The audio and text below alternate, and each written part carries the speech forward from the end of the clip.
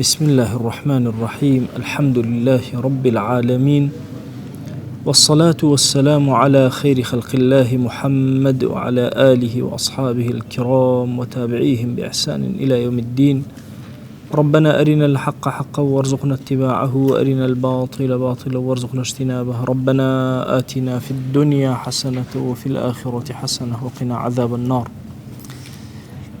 لدواء أوي لكتاب نازداري الأخلاق والسير ابن حزم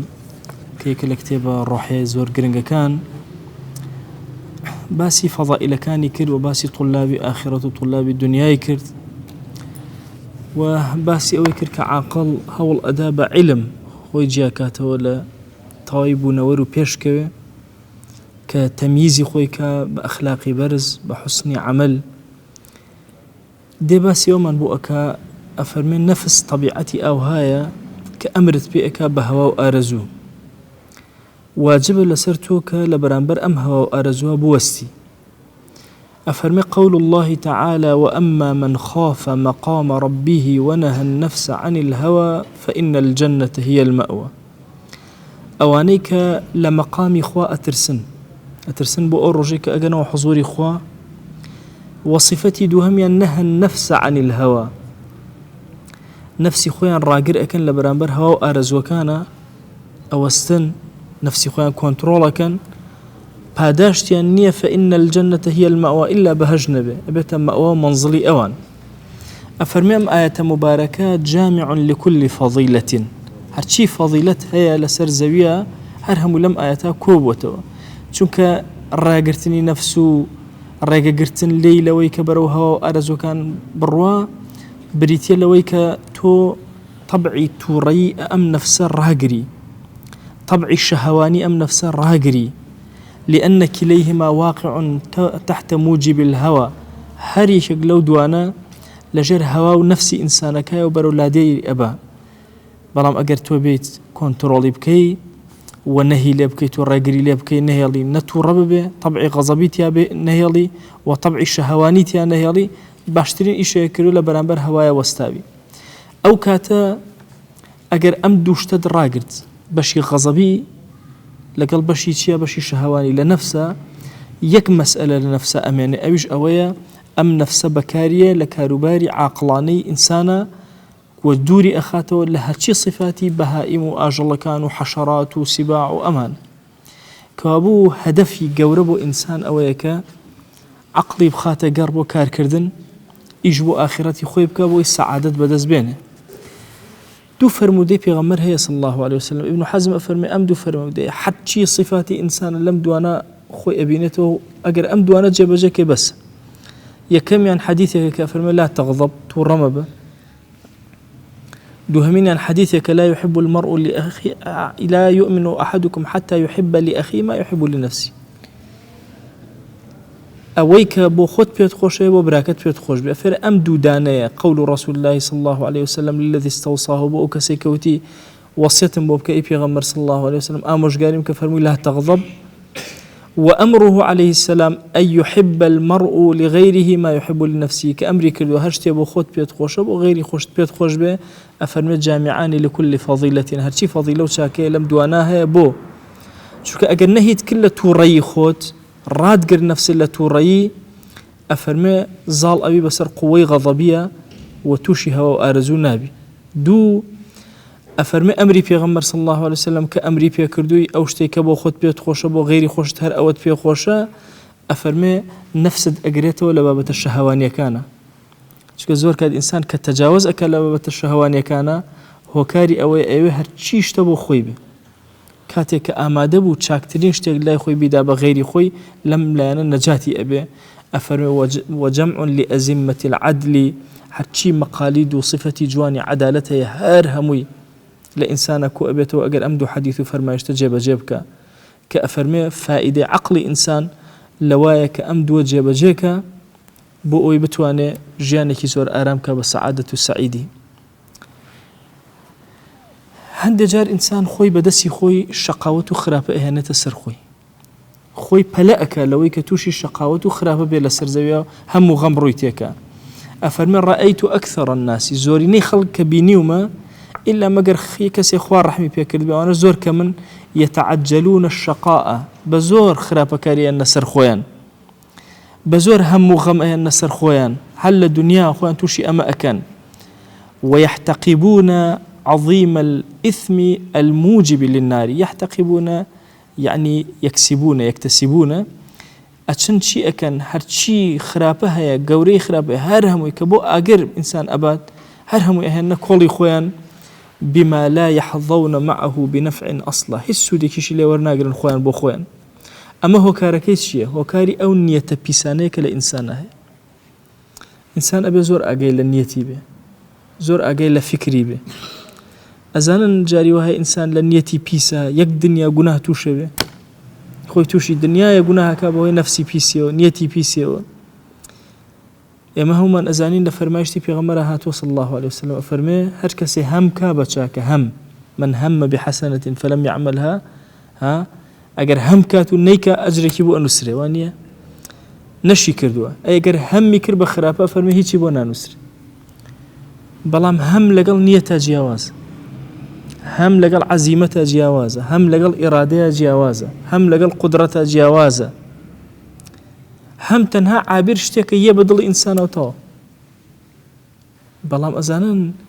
كاتك وصفتي خرابوبة نيت لإنسان إتر وردو إنسان برو خرابة أروى أفرمي سيرك نياتي خبيث إنسان كوي أكاتو لدوري خوي يضبون عليها يعني أها النيتي شي هي سوري شلسر أوي كبيكة جاري لو تارك باسي أم كردوها وشيء إصرار يعني شي إما ألين قاعديك من هي ألين لا كبيرة مع الاستغفار وناهي كبيرة أجر استغفار كيف صرت ونامنه ولا صغيرة مع الإصرار صغيرة جنامنه أجر هاتو شي إصرار تهبه أبتا جورة وكاتب جناهي صغيرة أبتا جناهي جورة إصرار شي إصرار أوي كسكا مصر به لسر كردني باشا للدڵیا چاندوویەتی ئیشی لەسەرەکە فکری مەشغوڵە پێوەی ئێرادەی کردووە عەزمی کردووە هەموو سڕە لەسەری بۆیە گوناهی سەغیرە وەلەو کانە زۆر بچووک بێ ئەگەر ئینسان مصر بێ لەسەری بەردەوام لە فکریا بێ سەمەسەن نەظەر ئێمە ئەڵێن گوناهێکی سەغیرەیە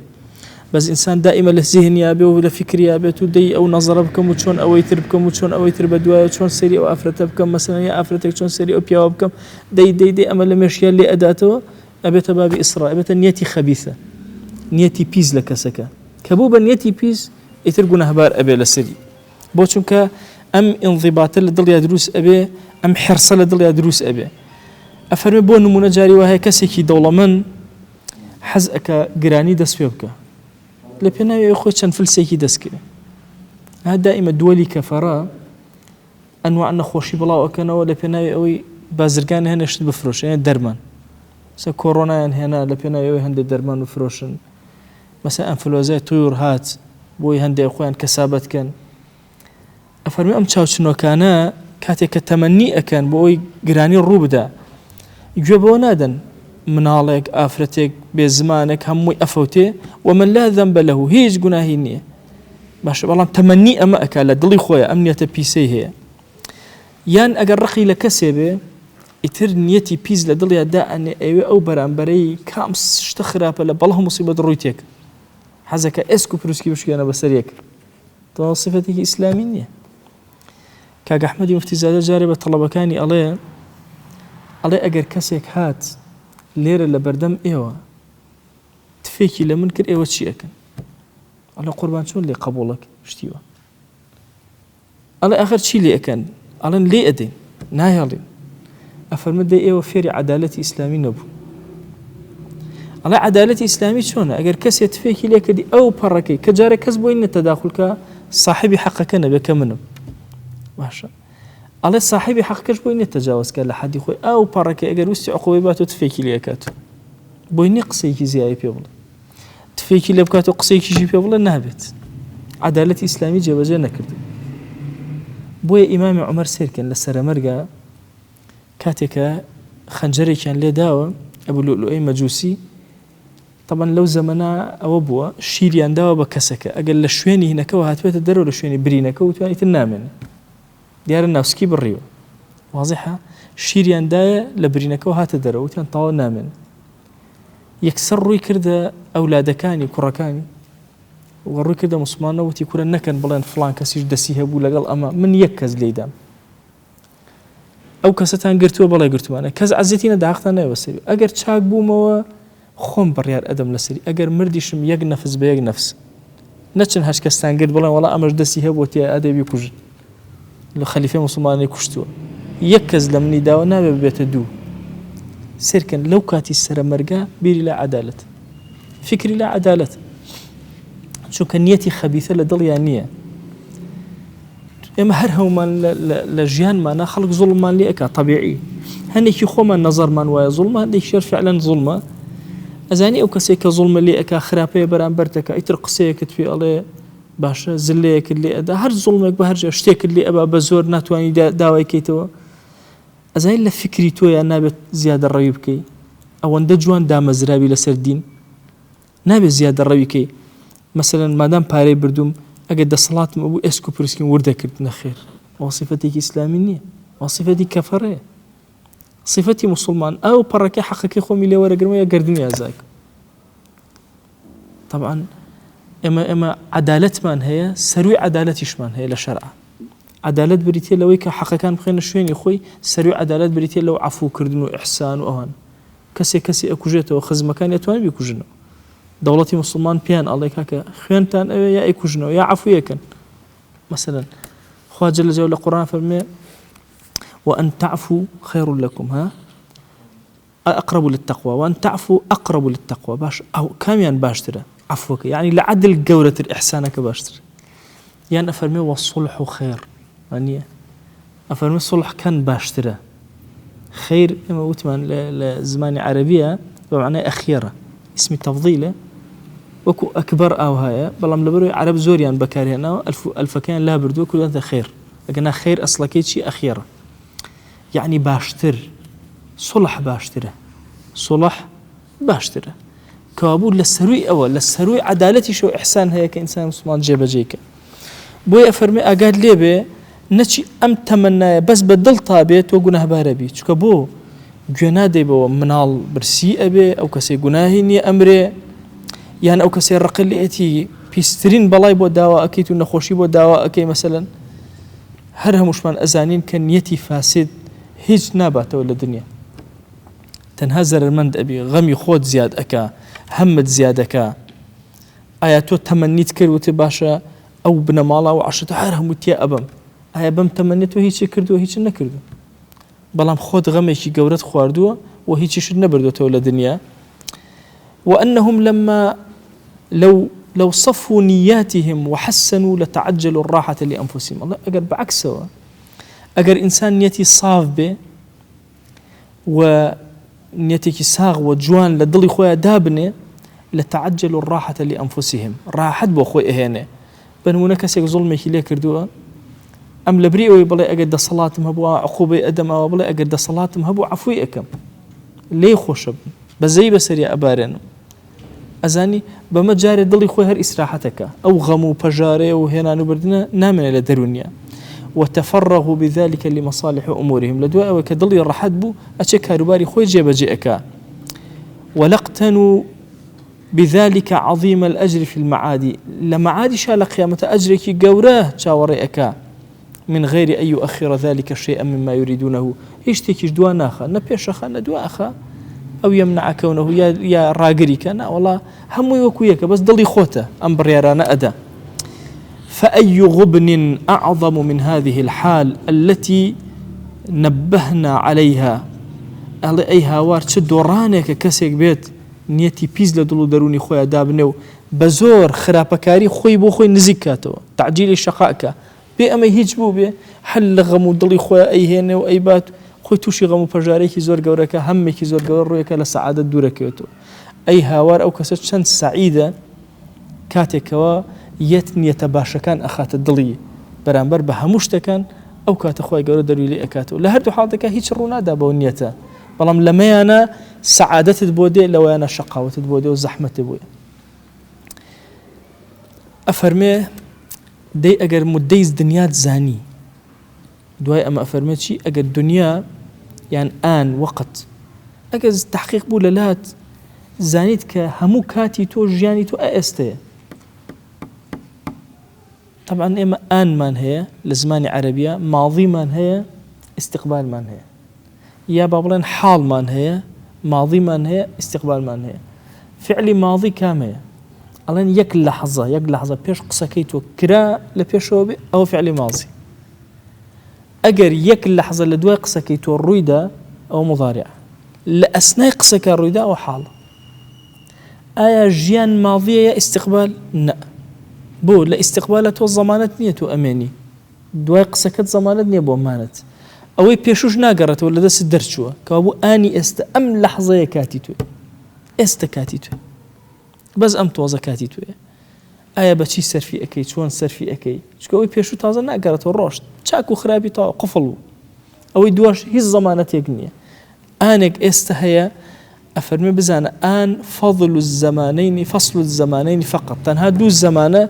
كها يكي كان لو دواي كان لو بيش أو بينيان أو نوانيان أو شتيك جاء كاتو كقسكاني إما كرداوكاني إما أفرمي تنها أو عند الدنيا. وأما ما مضى وما لم يأتي أوي الرشتوى أوي لمودوا دي فمعدومان هيك ينين لبردسا وكوا النبن كما لم يكن. فمن أضل ممن يبيع باقيا خالدا بمدة هي أقل من كر الطرف. أفرمي أي هوار أو كسات شن جيرو دي وشن قمرايا جيانك أبدينا وبهشت جمال جوان بمتشركة ساتي استا كلا خرافائك ألم لحظات كهر أم لحظة جياني أو ويبيشور رشتو ويدواج نازاني. أفرمي ورا أو بهشت قولي دس خوي بدأ لبر أم توز أو لحظة خريكي خرافة أبيتيا لدس الدا خريكي تشاكا أبي بهشت بيكري لحظة يكو آنك أي هواشن جيرودية كسيك كهمو أو لحظة أفرمي بأندازي كروا الطرف يعني تشاو تركانك أو عندي أو لحظة هر أوان دجياني توي إثر أبيتري لو بيجنيه لو دواش يتوني ونازني. أفرمي هم لباسي سعادتها الله إذا نام المرء خرج من الدنيا إنسان أجر خوت رجل الدنيا ستدرو بارك أروع. أفرمي ونسي كل سرور بس أنا خولك وتهمو خوشيكان اللي بيرسته حمو خوشيكان وكل حزن حرشي غم خفتش اللي يدش جارو إنسان ها غم وخفتي خوي لناك بس خوي لك إسراحتك وشكل لو لحظة هيك أجيل أخوي نام أجيل هم غمك نامن. أفرمي فلو رتب نفسه في يقظتي أجر إنسان لكاتي زنديتيا وكو خويبه كاتب خبريا وكو خو ما ملك على ذلك أيضا لسعد السعادة التامة. طوائب السعادة بدس هنا كغمكاني وسروركاني هم يفربدا أو اللحظات يا بجي زور بآرامي كابو إما وتمان أساسي قسكان من أمبو همو عقلا وهمو سرزوي كوكن لسر أوي أو شتيكا وهمو إنسانتيا متفقة بريتيا لا نبوني همو غمو بوني سعادة أوشتن هل عملي آخرتها بدزيا إنساني عاقل أبي إيش كابو أما اشتكاني تركا إيكا هار همو أجل كان لم بهيسترن تنها بابتي آخرتك أموالي أكاد برو أم أراستي إهني دي ما دام أم كسبم شوازية أبي الزمنكي خوي كرت كاتوا نفسي خوي پروردكا نهيلة توربي شاكي بو بران بركاني بيه هم غمكان نهنتو لاي خوي بزور بيشيان خاتو بزور بخات الدلي خوي ونيتي بيزدان لدلي نا دلي كي زور آرام زور برحمي هبي زور جواني هبي بران بركاني إنجا أفرمي أجر كاتشون أخي سر أنيتو يك همو غمو بجارو وخوش وحكي لبرنامن أروا خويكي آرامك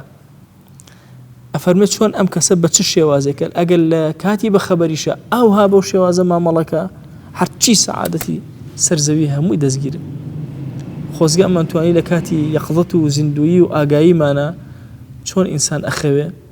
أو أبو شوازة من لخو مانا ما ملمان بكرده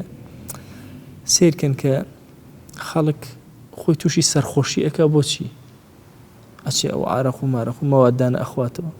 أيو توزي لم واقع راكا عشان شون كسي خويلي أكا هيج غميكيني لو كاتا أي بو شوازكا أي ما مالي الشيطانكا ما وصي خال كتابي كي بناي نالي درون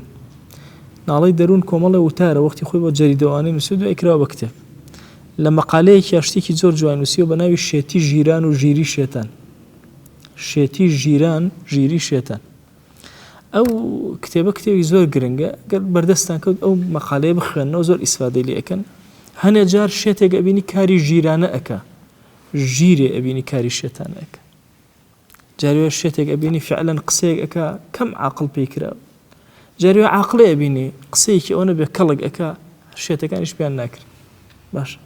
بۆی ئیبن جەوزی لە کتێبی صفەت الصەفوەیە شتێکی هێناوە بە ناوی وجد المەجانین وجد المەجانین ئەڵێ ئەوانەی کە شێتن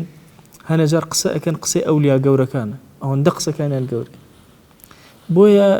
ئینسان هەندێک جار ئەوێ شێت بێ لەسەر زەویە بۆی حوزنەکانی لەبیر بچێتەوە غەمەکانی لەبیر بچێت هەمەکانی لەبیر بچێتەوە بۆیە ئەچێ پەنا ئەباتە بەر ئارە خواردن و نازانم چیوان دنیا زەرر لە خۆیەدا حرامەکە ئەکا زەری ئاخرەت زەری دنیاش لاشەی لاوازەکە سستی ئەکا تەسەوور کە تەنها لە پێناوی ئەوەی هەموو غەمەکانی ببە لا ببە دوور خاتەوە کەمێک لە ژیانێکە بژی غێری ئەم ژیانە ئێستا کە پڕ لە غەم و هەمە بێ ئاگا لەوەی ئەم هەموو غەمانە تەنها بەکار بۆ ئاخرەت نەجات ئەبێ و ئەڕوە ئەگەرنەوە ئەڵێن گەنجێک کوڕە پاشایەک زۆر غەمبارە بێ تووشی نەخۆشی غەم ئەبێ هەرچی محاولە ئەکات و هەوڵ ئەدا وەی غەمەکەی لا بچێ غەمەکەی لا ناچێ یەکێک لە مامۆساکان خەریک ئەبێت تەمرینی پێ ئەکا دەرسیدا ئەدا محاولەی لەگەڵ ئەکا وەی غەمەکانی لاچێ غەمەکانی لا ناچێ ئەڵە جارێک لەگەڵ مامۆساکەیە ئەڕوا لە شوێنەکە جوتیارێکە بینە خەریکی ئیشکردن و پێڵاوەکانی لە شوێنەکە داناوە ئەڵێ مامۆسا بۆچی جەوێک بۆ خۆمان دروست نەکەین پێڵاوی ئەم جوتیارە بدزین دوای ئەگەڕێ بە دوای ئێمە دڵخۆشە بین ئەڵێ نە ئەوە ناکاتە دڵخۆشی لەسەر حسابی خەڵکی تر ئەی بۆ شتێکی تر نەکەین با دوو لیرە بخەین ناو پێڵاوەکانی ئەو کێتەوە دڵخۆشە بێ ئێمە شار دڵخۆشە بین ئەڵێ دوو لیرە خان ناو پێڵاوەکانی کەسەکەیەتەوە پێڵاوەکانی ئەبێ دوو لیرەکە ئەبینێ و هەرمان دووبین لەبیرە چێتەوە ئەوەنە دڵخۆشە بێ ئەمان لێرەوە هەز بە دڵخۆشێکی زۆر گەورەکە ئەڵێ ماوەسا بەسمە ئیتر بەسمە زانیم ڕێگای دڵخۆشی لەکوێوەیە من تا ئێسەوا تێگەشتم دڵخۆشی من لەسەر حسابی خەڵکی ترە ئێستا دڵخۆشی خۆم لەگەڵ چاکەی خەڵکە بەعکسی ئەوەی لەگەڵ خراپەی خەڵکە زۆر کات ئینسان وا ئەزانێ ئەگەر خراپە بەرامبەر بە خەڵکە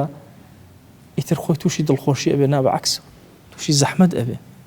ئەگەر هاتوو بەعکسەوە چاکەکاری کرد لەگەڵ خەڵکە کە بینی خەڵک لەناو چاکە ئینجا ئەم دڵی ئارامە بێ دڵی ڕەحەتە بێ دڵی خۆشە بێ وی ئەمە خاڵێکی زۆر گرنگە ئێمە بتوانین مامەڵێکی زۆر جوان لەگەڵ ئەما بکەین چۆن هەڵس و کەوت ئەەکەی لەگەڵ ئەوەی کە بەرامبەرەکانت چۆن مامەڵیان لەگەڵا ئەەکەی چۆن وا مامەڵە ئەەکەی لە ژیانە کە ئەنەما تۆ کەسێکی چۆن لە خەوە هیچ ئاگایەکرد لە خۆدنی ئاوە هیچ گوێ بە سروورەکانیش نادەی هیچ گوێ بە زەحمەتی محنەتەکانیش نادەی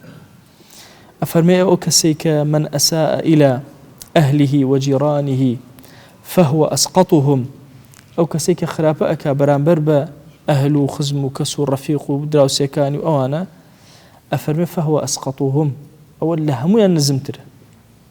مادام خراپەی بەرامبەرکردن لە هەمویان کەمترە با ئەوان خراپ بن ئەم لەوان خراپترە ومن كافأ من أساء إليه فهو مثلهم ئەگەر کەسێک خراپەی لەگەڵا کردی تۆ چووی خراپە و لەگەڵا کردەوە تۆ هاوێنەی ئەوی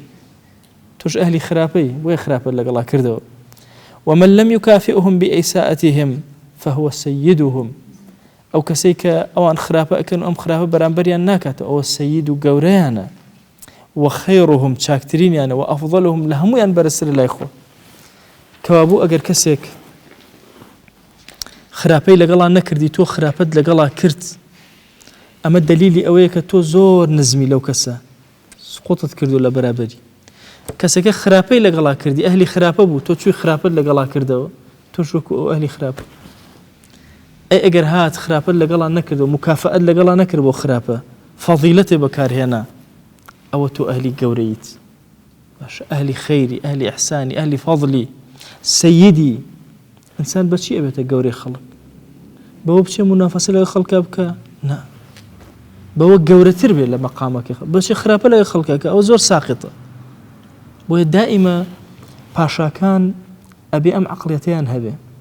ئەو کەسەی خراپەی لەگەڵاکردن ئەمان ناچن خراپەی لەگەڵاکەنەوە ئەمان ناچن ئیحسانی لەگەڵاکەن سير كان سيدنا معاوية رضي الله تعالى عنه عبد الله كوري الزبير ناميكي زور تندي بو أنوس الله خادمة كانت هاتونة بناي طبعا الزاوية كان هبو لبناي يكابو دار خرما بون أم باخي دار خرما هو إيش باخي دار خرما خوي الله عبد كاني توك أم دار خرما أنا أبن بريوا هاتون خرابيان كلو برامج بعبد كاني من لا باخ كمنا أجر تأديب أنك يخون بو تأديبكم زور بتورينا ما كنسي سيدنا معاوية كنا ما كأبينا يزيد قربان قال تو شلون جوابي أما أديته على قربان تو أمير إيمان دارين ده صلاة شلون كسب بالرزي أو قصة لقلتو يا أكا الله نا تو نازل نامي يبو أنوسيته الله أي حواري كي بيغمر صلى الله عليه وسلم خوش ويستكي بيغمر صلى الله عليه وسلم ما دام أو بأدبيان كلوا بريارم ده همو عبد كان وباخكشم بوتو باشا يكسر عبد الله نامي يبو أنوسيته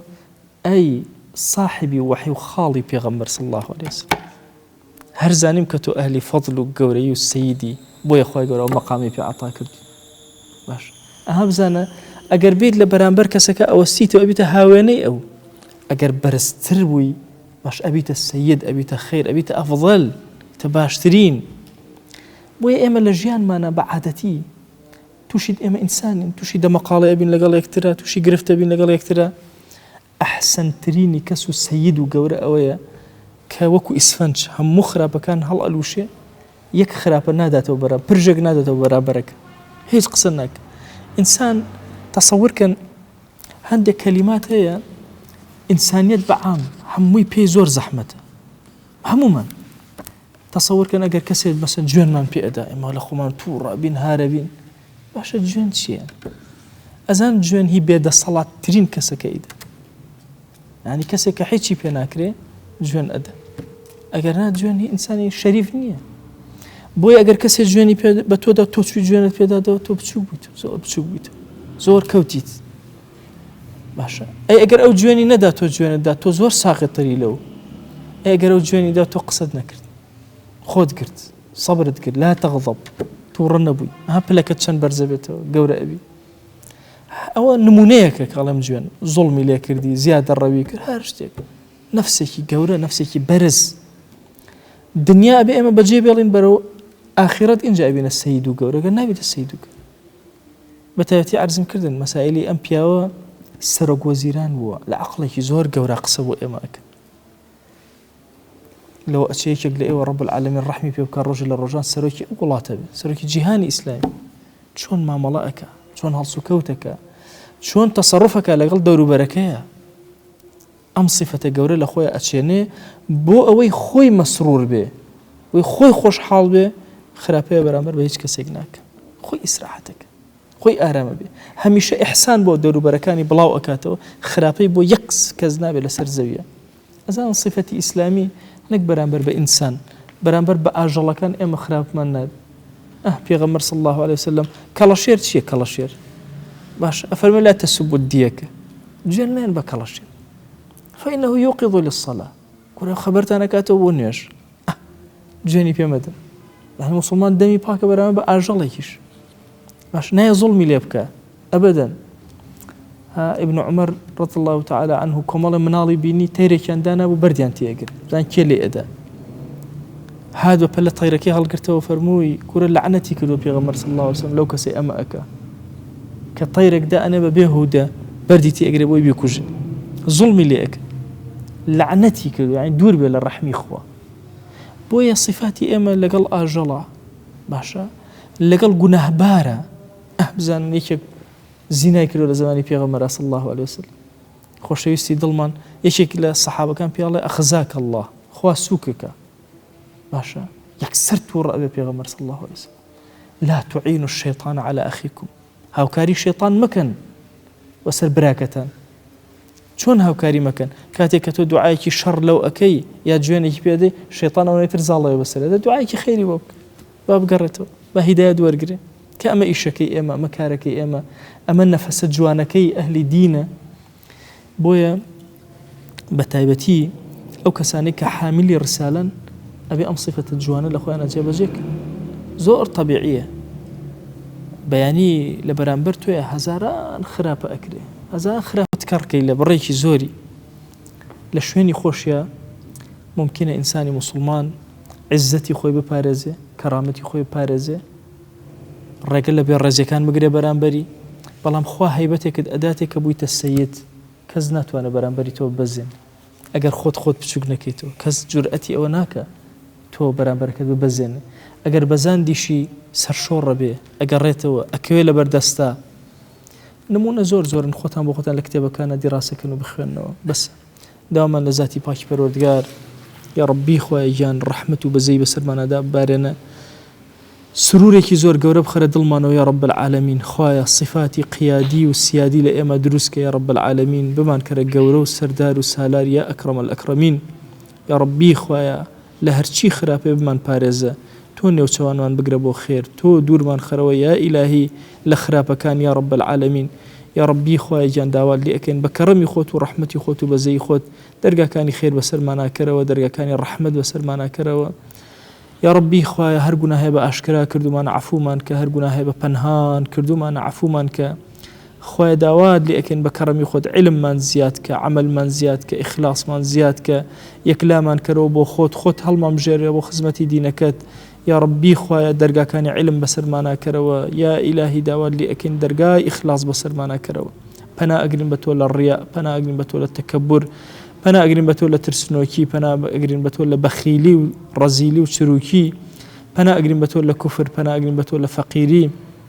پەنا ئەگرین بە تۆ لە شەیاطینی ئینس و جین خوایە پەنا ئەگرین بە تۆ لە شەیاطینی ئینس و جین خوایە پەنا ئەگرین بە تۆ لە شەیاطینی ئینس و جین یا ربی خوایە داوات لێ ئەکەین بە کەڕەمی خۆت و ڕەحمەتی خۆت دەرگاکانی خێر بەسەرمانە بکەرەوە یا فەتاح هەموو دەرگا خێرەکانی دنیا بەسەرماناکەرەوە عاقبەتمان بەخێر بگێڕە لەسەر خواناسی بمان ژیانە بە خواناسی بمان مرێنە آمين آمين والحمد لله رب العالمين وصلى الله على سيدنا محمد وعلى آله وصحبه وسلم تسليما كثيرا أبدا إلى يوم الدين خواهي قول لقناه من الشيء أجبور إخوالي من قبل